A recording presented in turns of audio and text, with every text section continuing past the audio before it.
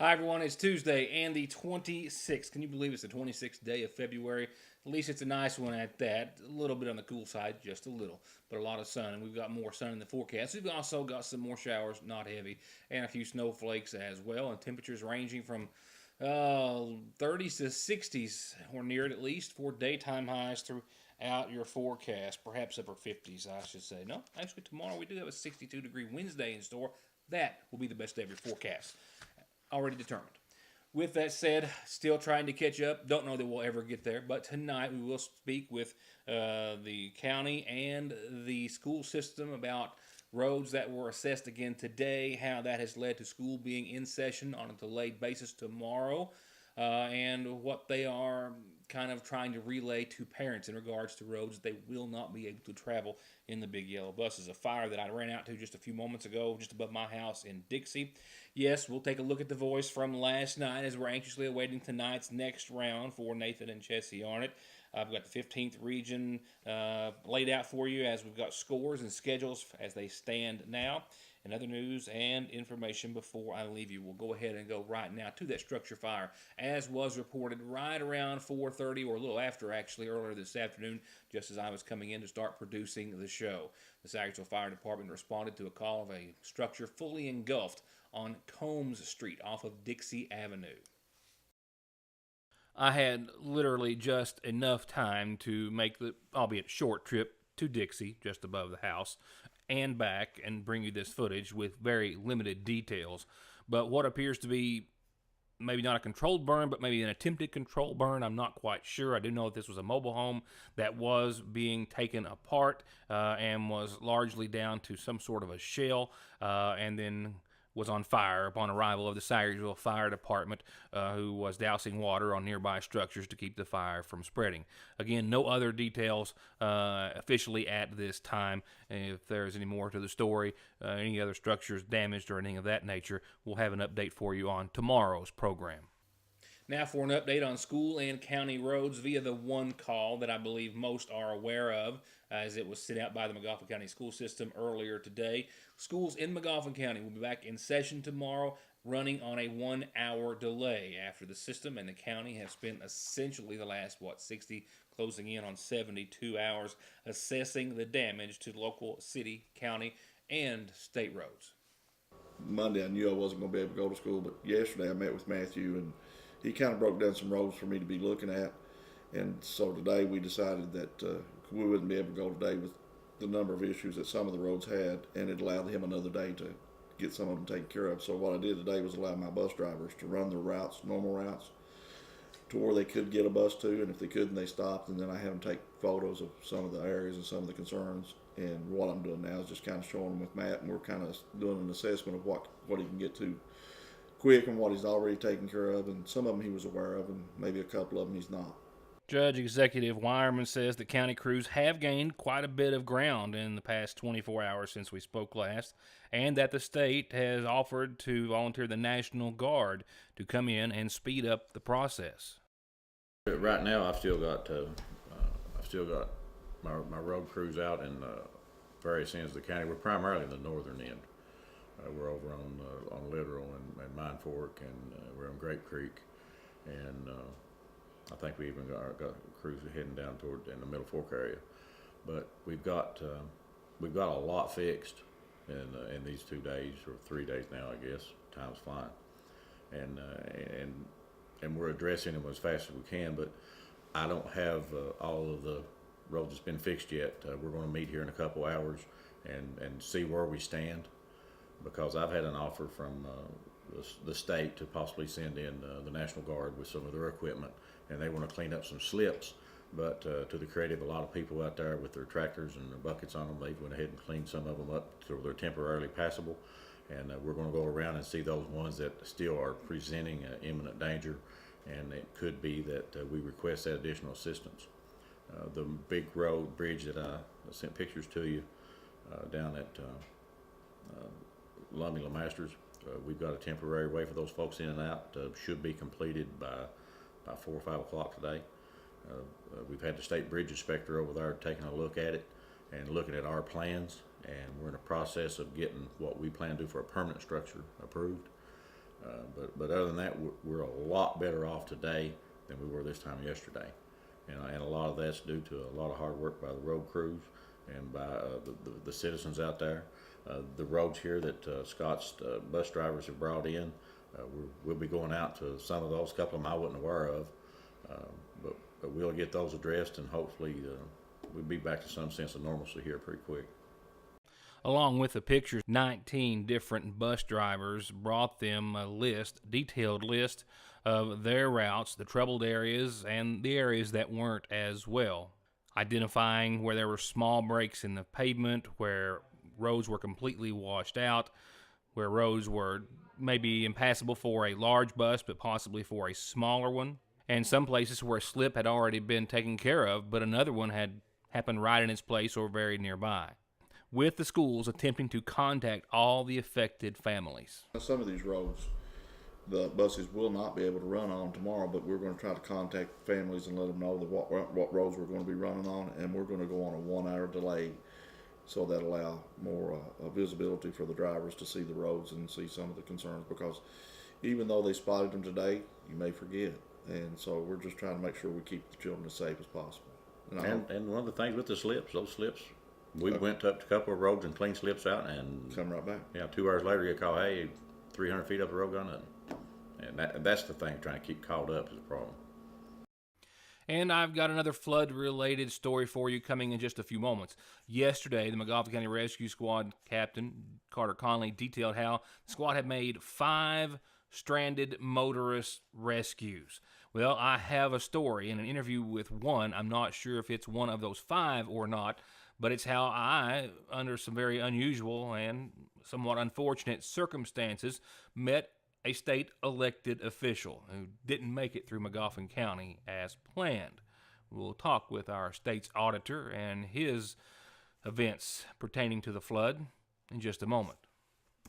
Whether it's game time, family time, or any kind of fun or hungry time, it's always a perfect time for the party platter from your Sagersville Lee's famous recipe.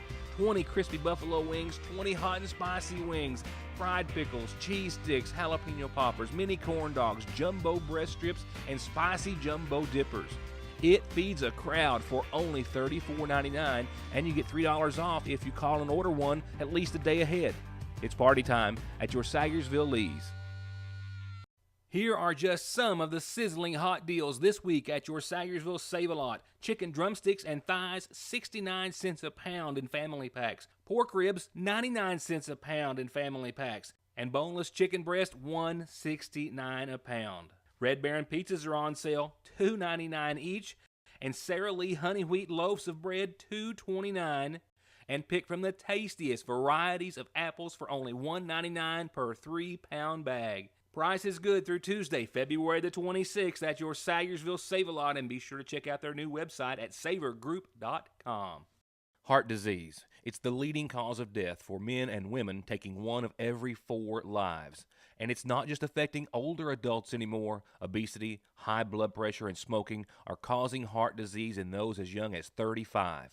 But the good news is, it can often be prevented with good choices, like letting the professionals at Hope Family Medical Center help you manage and improve your condition. February is American Heart Month, and the providers at Hope are ready to help you with good choices, which are as simple as calling, coming in, or attending their chronic disease self-management program every Wednesday in February at the Lakefront Church of God. Big Sandy Healthcare and Hope Family Medical Center want you to love your heart. If you've been injured in an accident, make no mistake, it's all about the money. Considering filing bankruptcy, it's all about the money. I'm attorney Jeff Lovely. I represent injured people who deserve all the money they can get. I represent people who deserve to keep their hard-earned money. If you've been injured or considering filing bankruptcy, call me at my Sayersville office at 349-4522 or at my West Liberty office at 743-1965. Don't drive or let your family drive in this or this before doing this. Stopping at Conley Tire in Staffordsville for brakes, oil, alignment, and of course, tires. Thousands of tires in stock every day to fit anything with 6 months no interest financing and over 33 years of quality service with a smile. Conley Tire in Staffordsville. Spring can't get here fast enough, but new spring fashions can, and they're already coming in at the seasonal shop. They've got new designs from Simply Southern, including their Simply Cute hair bows, and all sorts of new designs in home decor, new bourbon and bow tie jewelry, and literally something new coming in every day. Make spring happen on your time at Fraser's Prater Drugs seasonal shop in downtown Sagersville. Just in at Parkway Gun and Pawn, and everybody was eyeing this one, a lever action Adler Arms 410. And this Maverick over and under 12 gauge, another over and under 12 gauge by TriStar. And if you're looking for something air powered but still potent, this Ruger 22 caliber rifle will have you covered, and this Gamma 177 is just in stock. And they've got the latest in personal protection in all the calibers and in all the names and styles that you're looking for. And they won't last long at Parkway Gun and Pawn, 349 Pawn. We'll be talking about the flood and the recovery efforts, I'm sure, for a while, and as much as time will allow. I'm still trying to get all that most important information out there. But I do have one story that I can share with you tonight. It's about how I, in the midst and pretty much right at the peak of the flooding, Saturday night, had the privilege of meeting Kentucky's, our state auditor, not under the most ideal of situations, certainly for him more so than me, but I met a shoeless and a very wet Kentucky state auditor, Mike Harmon, and two members of his staff, as their car was flooded out on Johnson Fork during a detour effort as he was trying to get back to Frankfort from an event in Pike County. Kentucky State Auditor Mike Harmon had lost his car, he'd lost his shoes, but not his sense of humor, as his way through Sagersville literally took a detour and then another. His car was totaled. He and two members of his staff were wet and tired, and they spent the night here in Sagersville after calling their friend, State Representative John Blanton, who then called me. But given it all, Mr. Harmon was in good spirits that night and that next morning as he was headed back to Frankfort. And as I, who didn't make it in about 5:30 or so that morning, was still asleep, our mutual friend, State Representative John Blanton, captured this soundbite from Mr. Harmon, a little description about what happened and a little word of thanks. And you'll have to excuse some of the wind noise. We were coming back from an event in Pikeville and got detoured down here at Kentucky 134 and unfortunately hit a patch of water and got kind of car flooded out. We got out and I actually took my shoes off. We were going to try to push the out, and unfortunately we didn't get that. Another gentleman, I never got his last name, but his name was Ronnie. He seemed like a real nice fella. He brought a truck down through here and he was going to try to pull me out, but I think we couldn't find a place to lock on. I think he was a little afraid that it might damage my car. I don't think it would have damaged any more than what it is since it flooded. But he took me into Salyersville and we were trying to track down a tow truck. And here, tow truck company we called and said they couldn't get out. The gentleman brought me back, and thankfully the two guys that were with me, they had walked up, I think on the other end, and some of the transportation department got them back down here, and one of the deputy sheriffs took us into town. Of course, I called my good friend John Blanton, Representative Blanton, and he helped coordinate getting us a place to stay up at Ritz for the night, and then we're out here taking a look at the car, which looks like it's pretty much toast. That's all right. People are safe, and one thing I do know, people in McGoffin County are great people. It seemed like everybody wanted to help, and I'm very appreciative of it. You just never know who you're going to rescue during a flooded situation. With that said, it's going to be round 2 tonight. Just as exciting as we had anticipated. And there's nothing like a little drama to add to the story. And for a moment, it looked as though it was all over. But it's not. And in fact, we'll be talking about it and with them very soon. But in fact, Nathan and Chessie, after the dreaded no turn, are back on The Voice again tonight, where their story of love and music was told on the grandest of stages, and where their families watched from backstage as these two talented and colorful souls set out to entertain the judges and the world, which they did. But hearts could be heard breaking all over McGoffin and Johnson counties and elsewhere as none of the judges pressed that magic button for them. Yes, to the dismay, and I'm sure got to be some heartbreak of many, certainly the Arnotts and their families, a 0-chair turn. Although the crowd and the judges seem to be enjoying themselves and their performance. But with new rules for the past few seasons of The Voice, they're not gone, and the show even alluded to that they'll be back on the stage tonight for another appearance. This time a battle round where they'll be fighting for their chance to stay on and be a contestant of The Voice. Now, I talked to Nathan earlier today. He was actually right back at the veterinarian's office down at the West Liberty Veterinary Clinic, and he's on until 8, which is right about the time the show starts. So I didn't bother him today, but I figure after tonight's show, certainly before the end of the week, we'll touch base with him, see how it's going, and we'll see how it all unfolds on tonight's next edition of The Voice, starring Nathan and Chessie Arnott. Oh, and by the way, we're aware of the Paintsville-Salyersville twist to the entire situation. I will worry about that a little later on and talk to him about that at the next opportunity we get. And we'll see if they do, starting tonight at 8. I've got what's happened thus far and what's getting ready to happen in the 15th Region Tournament in just a few moments, and your updated weather forecast right now. A brief community calendar that starts off with a couple of birthdays. All brought to you by McGoffin Farm Bureau. Birthday wishes to Donna Sloan. Donna, this was for yesterday. I didn't have time to do a calendar yesterday, so a bit belated, I think, now. Happy birthday to you. Happy birthday, Donna Sloan from Lexi and Lucy. And birthday wishes to Eric Phipps from Rose and the boys. Happy birthday to you. And if you've got a birthday, anniversary, or announcement that you need for your church group or organization, this is how you get them on the show. With that, here are tonight's funeral service announcements brought to you by the McGoffin County Funeral Home. And those listings include an announcement for 61-year-old Anita Lou Johnson of Old Lick Creek Road, who passed away on the 24th. Anita is survived by her son, Laramie Shane Gullett, and a host of family and friends. Visitation is this evening and prior to services that will start tomorrow at 1 from the McGoffin County Funeral Home. 38-year-old April Pennington of Sagersville passed away on today's date. Arrangements are incomplete in her honor at this time, but to be announced soon by the Sagersville Funeral Home. And lastly, this announcement comes in loving memory of Mabel Nichols, loved and missed by a host of family and friends.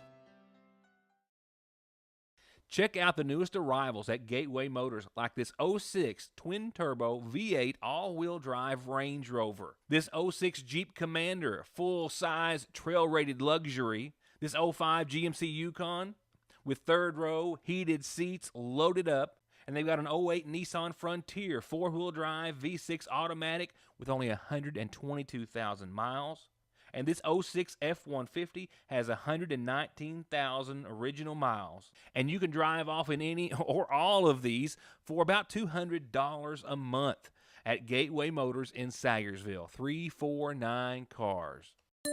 Appalachian Wireless is transforming the way you upgrade your smartphone. Trade in, trade up, and experience the benefits of Appalachian Wireless's trade-in program. Head into any Appalachian Wireless retail location or go to AppalachianWireless.com to get an estimate on your device. Use or apply your device credit towards your new Appalachian Wireless device or account. It's that simple.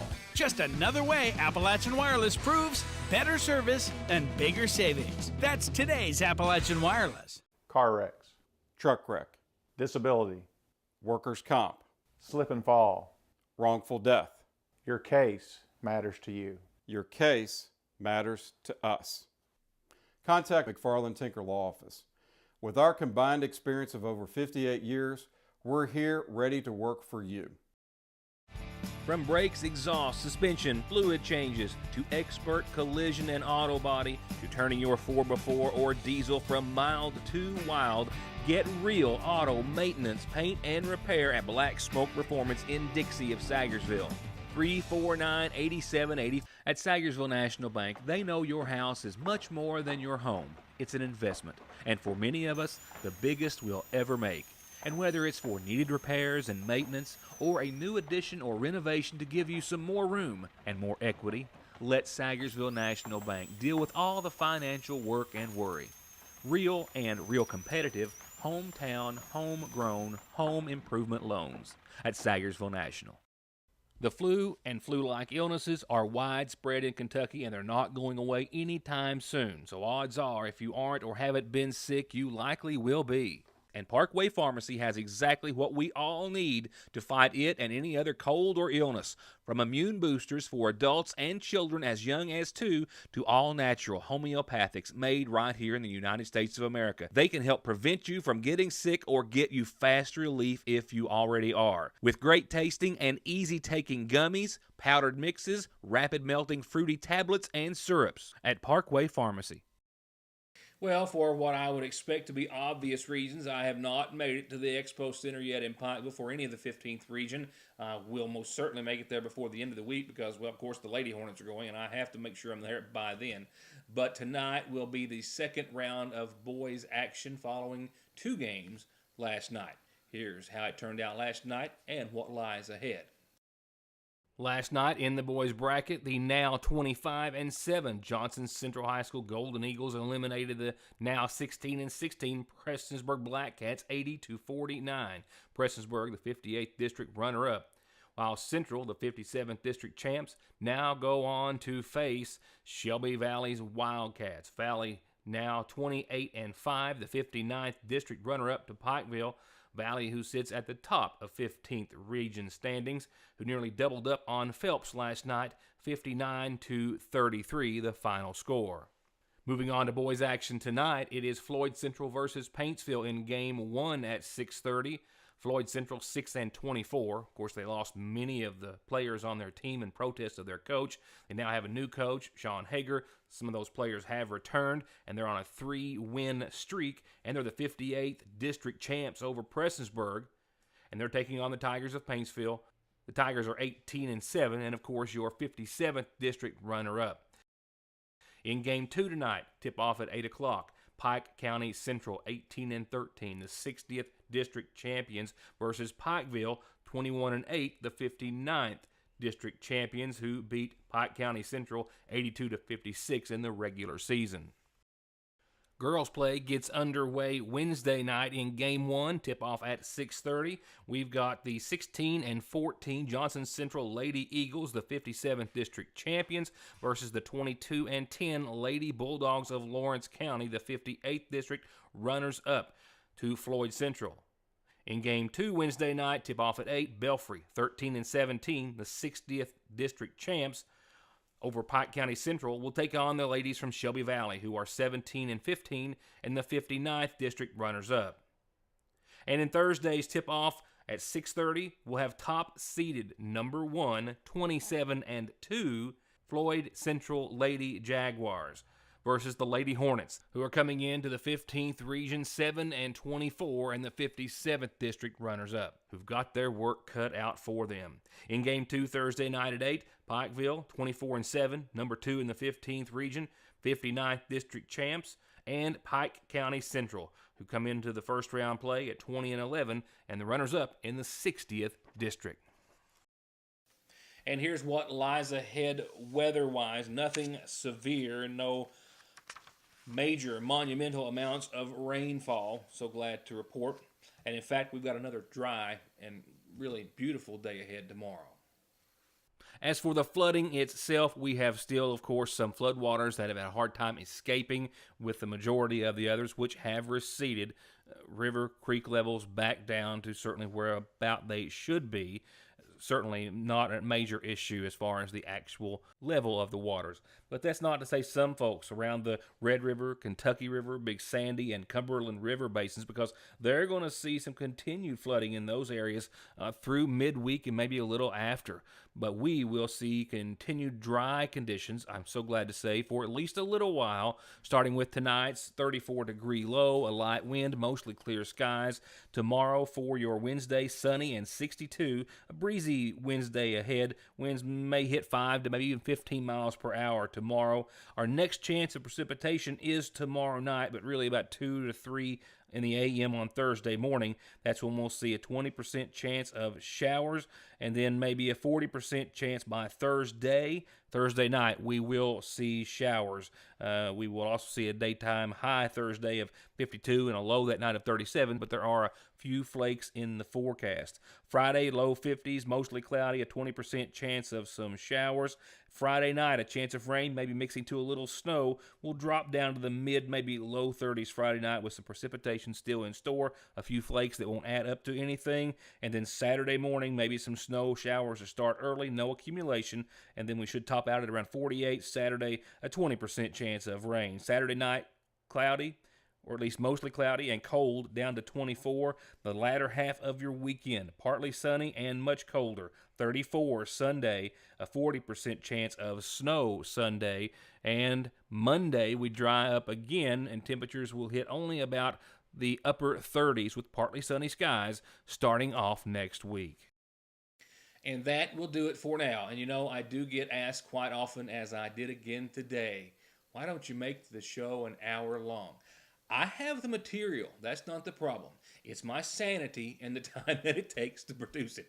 That's the problem. But thanks for the encouragement. I really do appreciate it. With that said, we'll see you back here tomorrow night for more of Your News Today. Good night.